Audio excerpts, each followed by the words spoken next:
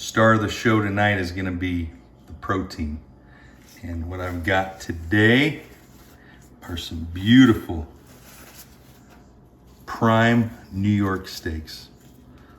Those are so nice. What I've done is let it come to room temperature, put a little paper towel there to soak up any of the moisture. So now we got two very nice cuts. I trimmed off a little of the fat. I like a New York because it has that fat, but I don't like it real thick there. So from there, I'm gonna show you, I'm gonna season this two different ways. My wife likes it seasoned a certain way, and I'm using a Traeger coffee rub on mine. So we'll be able to try both and give you some feedback on what we really liked or didn't like. So here we go. I'm gonna start with hers and go with basically salt and pepper. Salt it nicely, liberally. A little bit of pepper too. And I also go a little bit of lemon pepper on here, just to give it just a little extra.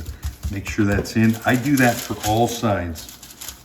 So I'll put a little bit here on this little fat cap, because that's gonna soak in there and be really good. A little bit here, a little bit here. Yeah, it's looking good. Looking good. All right, we'll do the last side. Salt, pepper, and then a little bit of this. So she is all taken care of. We're gonna let that sit. Now for mine, Traeger Rub. This is called the coffee rub. It's got some brown sugar, some regular sugar, paprika, a little bit of coffee, and some other spices. It's pretty subtle. It's not really in your face, but it does make it just a really good coating there. Same thing. I'm gonna get all the sides, including the fat, because that's gonna render in there. Give me a little bit more.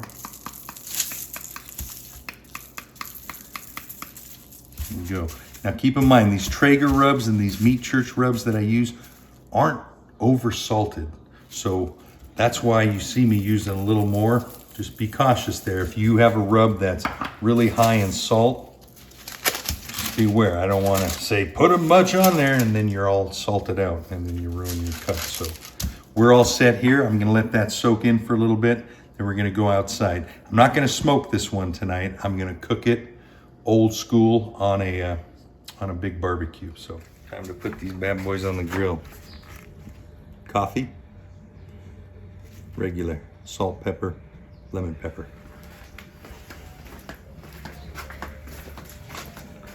I got this grill hot right now. Hottest side on my grill is over here, and we're shooting at about 650 degrees. So reason I got it so high, I'm gonna sear these for about 2 minutes, 2.5 minutes on the first side. Then I'm gonna turn them to get those good grill marks. So let's see what we do here. Look at that sizzle. That is some hot stuff right here. Gonna go here. We're gonna let that go for about 2 minutes. Then we're gonna turn it. All right, it's been about 2 minutes. So what we're gonna do now is grab it and just quarter turn it. Quarter turn it. So we're gonna looking for those nice grill marks. Perfect.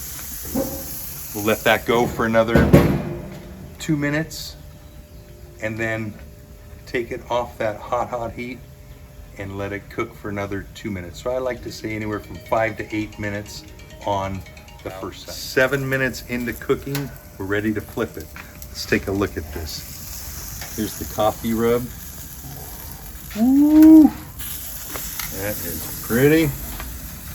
And here's my wife, Heather's. Oh, that looks good too. Perfect. Notice how it gives those nice little grill marks? Really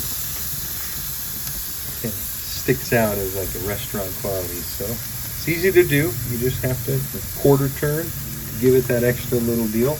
Here's what I'm going to do on these New York strips. Medium rare will cook to an internal temperature of about 140.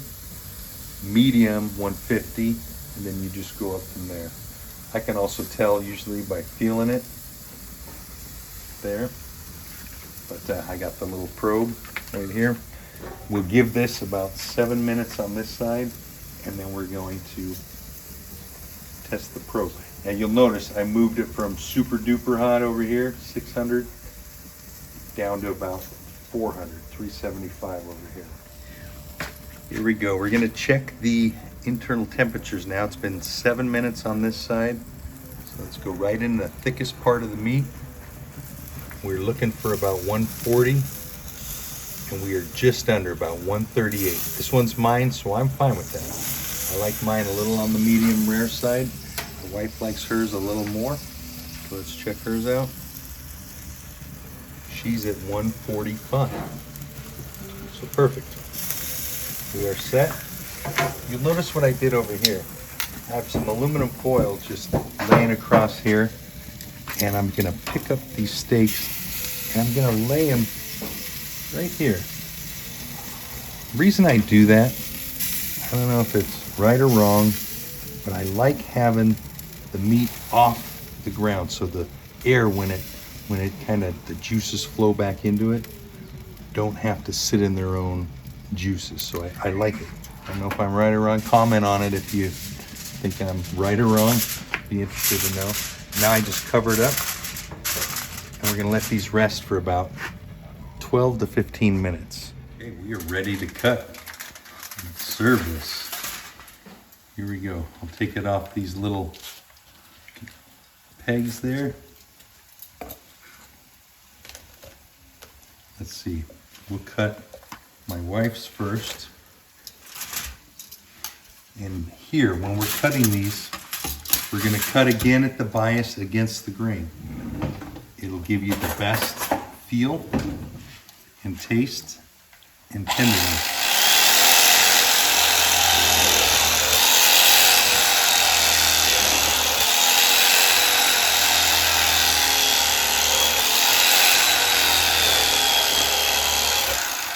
Let's take a look at that. Ooh, that's looking good right there. That's perfect. On the one with the coffee rub.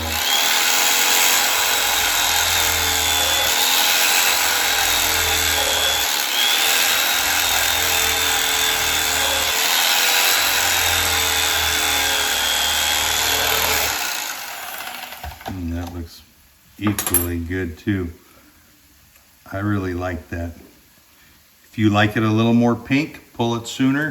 If you like it a little more well done, do that as well. Here, we won't tell anyone.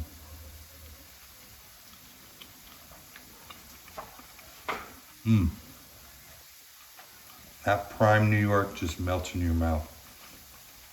What a nice subtle flavor of that coffee rub too. Gives it a little bit of that kick, but not too overpowering. You really get to enjoy the beef.